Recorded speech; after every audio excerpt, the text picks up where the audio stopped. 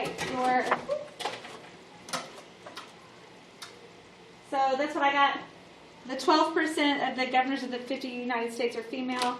That's a parameter because we can easily get the gender of all of the governors. So we can get that from a population.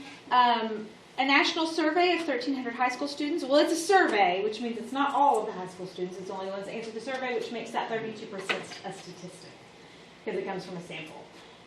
The average score of a calculus class of 28 students was 72%. That's a parameter because it's out of the entire calculus class. Now, if it had said something like the average score of 28 students out of the entire school or something, they had worded it differently, it could have easily been a statistic, but because they said of a class of 28 students, that means they're implying it's the entire class, so it's a parameter. Ty Cobb's career batting average is a parameter, but if they had given a seasonal batting average, it would be a statistic, but his entire career makes it a parameter. And then number 5 is disgusting. 23% did not wash their hands. That's out of 6,076 people studied. So it's a statistic because it's only the people studied. That number would probably be higher now with COVID, I would hope. And then we identify the population in the sample. So in both of these, a manager randomly selects 50 bottles of Coca-Cola that were filled on October 15th to measure the amount of liquid in each. So 50 bottles is a sample. The population itself isn't named, but you have to come up with the population. That would be all Coke bottles. And then a college randomly selects 128 students to see how many are full-time workers. That would be 128 students is the sample. The population would be all of the students that attend that college. Everybody good? Yep. Remember that? Easy enough? That's why we whizzed through this first part really fast.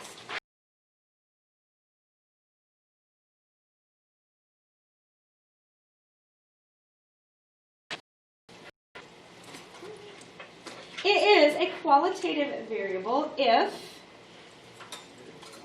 it allows. What? Is this long? Do I need to? No, it's not. I was going to say, I had ginormous handwriting, so.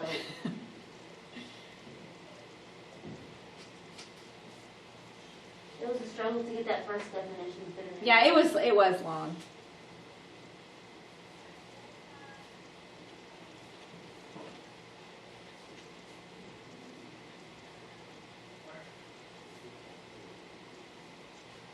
So this is when we can classify our variable based on an attribute or a characteristic. These are things like gender, hair color, things like that. Anything that is going to be a label is going to be a qualitative variable. And then quantitative variables are numerical measures.